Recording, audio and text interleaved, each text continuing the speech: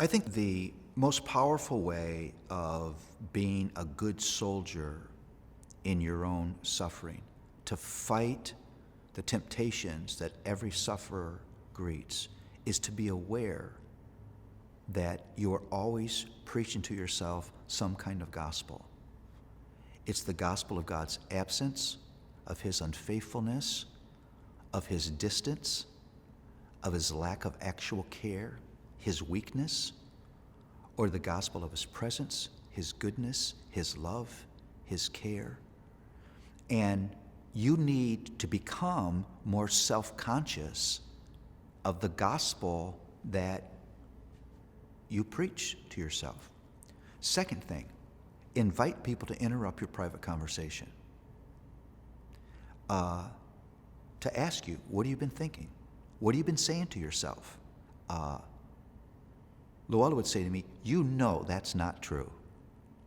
That was something that I needed. She was interrupting that conversation and saying, Paul, you know better. This is not what you know is true.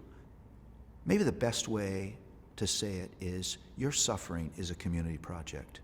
You're going to need people who will, at moments, preach to you what you need to hear, and you, in your moment of weakness, are not able to preach to yourself.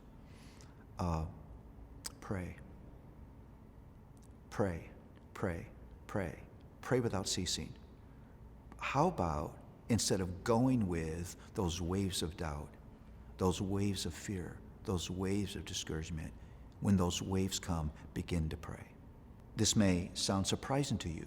In those moments, pray prayers of thanksgiving. Think of everything, anything you can possibly think of for which to be thankful. That's not playing monkey games with your mind.